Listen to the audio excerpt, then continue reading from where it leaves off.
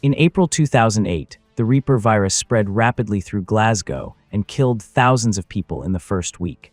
The United Kingdom declared martial law and sealed its borders in an attempt to contain the outbreak. People were forced to remain inside their homes, but many headed toward the border hoping to escape the quarantine imposed over Scotland. When the military discovered an infected man among the crowd, they shot him immediately, spraying his blood over other civilians. Chaos erupted and people turned against the soldiers, who responded by firing without control.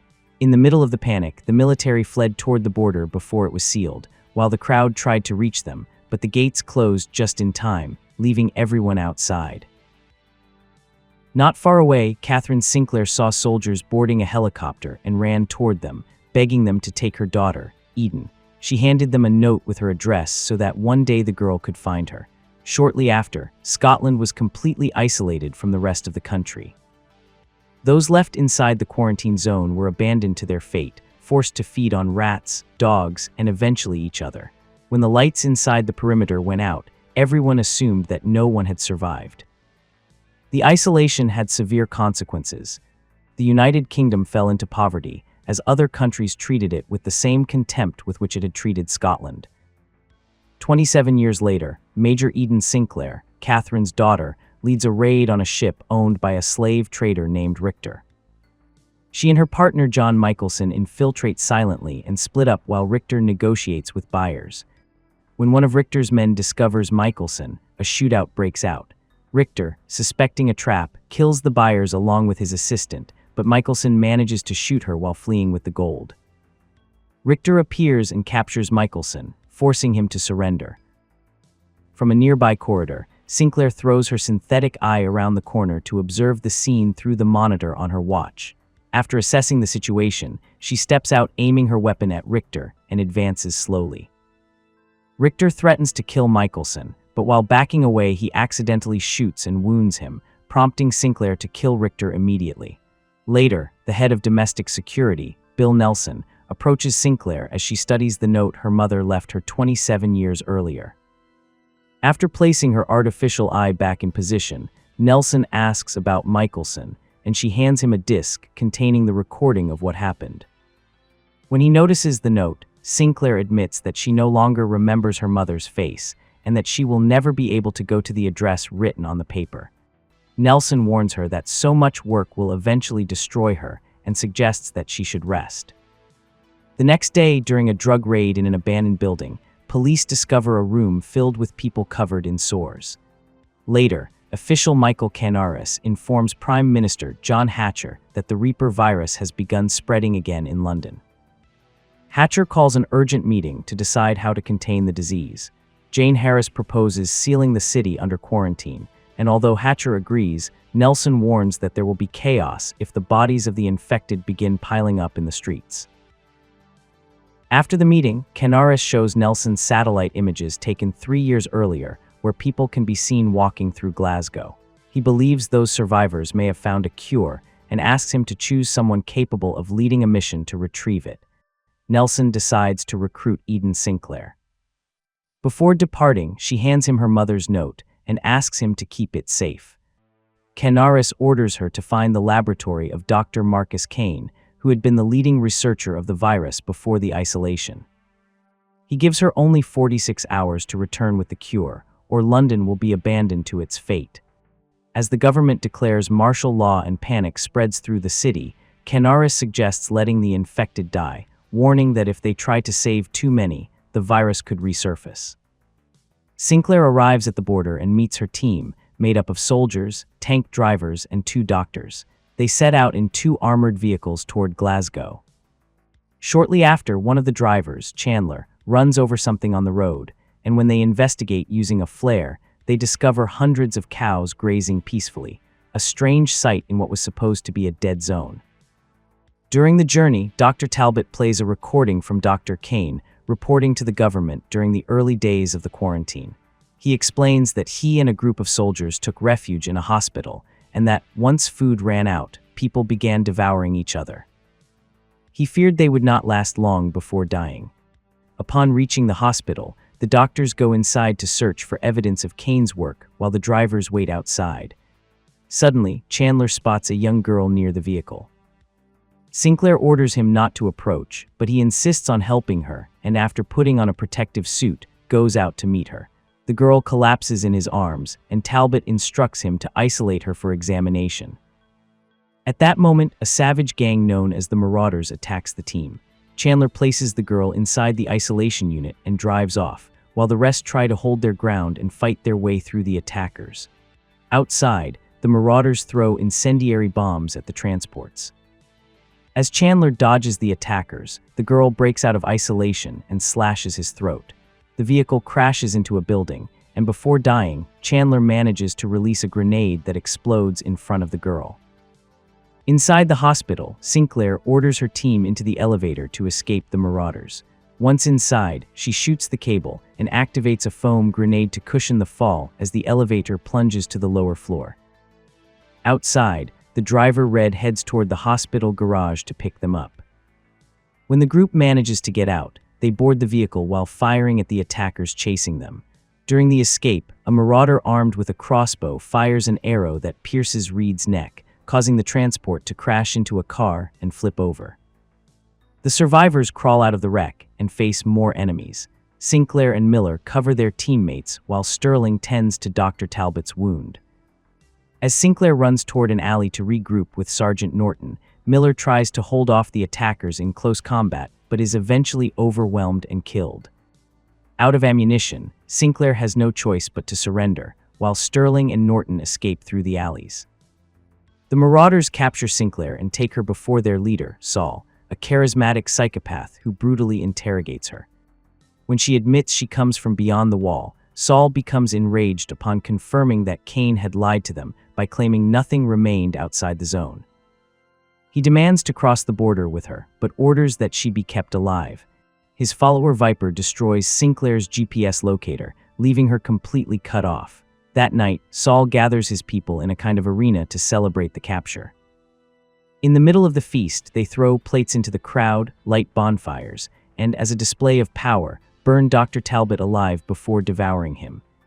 Meanwhile, Sinclair uses the wires from the broken GPS to free herself from her restraints. A guard approaches to offer her a piece of Talbot's flesh, and she pretends to ask for a drink. When he comes closer, she traps him with the chain from her nose ring and forces him to open the door. She then kills him and frees another prisoner, Collie, who reveals that she is Dr. Kane's daughter and promises to help her find him if she lets her go. Before she can act, Viper bursts in wielding 2 swords. Sinclair dodges her attacks and manages to seize one. The two fight fiercely until Collie intervenes by grabbing Viper by the hair, allowing Sinclair to cut off her hand and then behead her. Together they escape, and Sinclair manages to contact Norton, telling him to meet at Queen Street Station. Norton and Sterling emerge from hiding, but are chased by Marauders on motorcycles and a bus.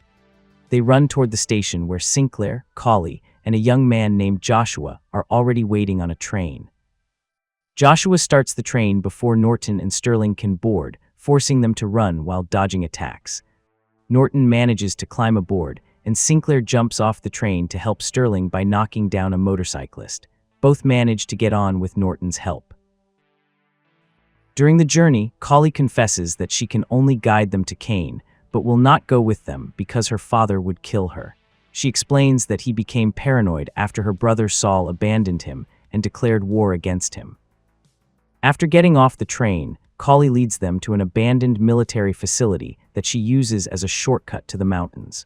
On the other side, they are intercepted by Telamon, Kane's executioner, who travels with a group of armed men dressed like medieval knights.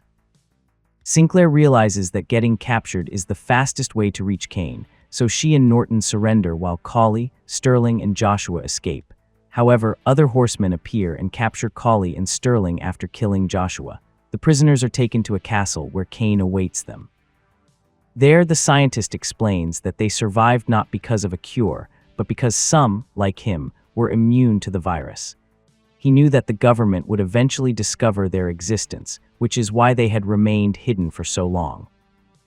Meanwhile in London, chaos continues to grow as an infected man bursts into National Security Headquarters, attempting to kill Prime Minister Hatcher. Nelson manages to shoot him, but the blood splashes onto the Prime Minister's face, and he realizes he has been infected. Locked away by Canaris' orders, Hatcher chooses to take his own life with a gunshot before losing control. The next day, Kane forces Sinclair to fight Telamon in a pit. He wears full armor, shield, and spear, while she is unarmed. Sinclair dodges his attacks and repeatedly kicks him until she manages to grab a weapon from a guard in the gallery. She strikes him hard, and when Telamon tries to attack from behind, she turns and drives the axe into his helmet, killing him instantly. Kane orders the execution of the remaining prisoners, but Norton and Sterling detonate explosives to distract the guards and escape with Collie. Norton takes down an archer who was aiming at Sinclair, and all of them flee the castle on horseback while Kane's knights pursue them. The group rides at full speed until they reach the military facility again, searching for something they can use to escape. There, they discover a Bentley stored inside a container. While Sterling loads fuel, Sinclair finds a working phone. When they manage to position the car at the tunnel exit, Norton presses the button to close the gates and stop the knights from following, but before reaching the car, he is struck by arrows. Mortally wounded, he collapses, and Sinclair drives off with Sterling and Collie as the doors shut behind them. On the road, Sinclair contacts Nelson to inform him that she has the package. He hands the phone to Canaris, and she asks him to track her location through the signal. However, a marauder in a police car catches up to them, followed by more motorcycles. As Sinclair tries to evade them, one bike crashes into the windshield. She swerves and shoots the tires of the pursuing car, sending it over a cliff, but more marauders appear led by Saul, who is still alive. Sinclair turns the car around and drives straight toward the enemy convoy, forcing them to scatter. The chase continues at high speed until Saul jumps onto the Bentley. As he fights Sinclair and Sterling for control of the wheel, another marauder tries to get in through the door. Sterling opens it to throw him off, but the man clings on. Sinclair fires at Saul, but he snatches the weapon from her. During the struggle, a stray bullet hits a motorcyclist. Moments later, the marauder hanging from the door slams into an abandoned car and dies. Saul manages to climb onto the roof and begins strangling Sinclair as she drives. Ahead of them, a bus full of marauders blocks the road and fires spinning blades, but she accelerates without hesitation. The attackers jump off the bus just before impact. The Bentley smashes through it and decapitates Saul, though its occupants remain unharmed. As they approach the border, a helicopter lands on the road. Canaris steps out and demands the cure. Sinclair tells Sterling to take Collie out of the car, but he refuses. She apologizes to Canaris for her attitude and says she understands the need for sacrifice. Canaris admits that it benefits the government to let the virus spread, as it will strengthen their control and turn him into a hero when he appears with the supposed cure. Sterling insists they can use Collie's blood to develop a vaccine, but refuses to hand her over. Sinclair orders him to leave with Canaris for London, assuring him she has no power to confront him directly. After the helicopter takes off, Sinclair drives back toward Glasgow, to the address written on the note her mother left her so many years ago. There she finds Nelson, who returns the paper, but she tells him she no longer needs it because she now has a photograph of her mother. She also gives him a recording with all the evidence needed to incriminate Canaris. Shortly after, when Nelson returns to London, the media obtains the video in which Canaris confesses his plan to let the infected die before presenting himself as a savior. The scandal shakes the government. Meanwhile, Sinclair returns to the Marauders' territory. In front of the entire crowd, she throws Saul's head to the ground. The savages remain silent for a moment, until they erupt into cheers and shouts, recognizing Sinclair as their new leader. And with this, the movie ends. Don't forget to check out my channel, subscribe, and catch all the latest videos.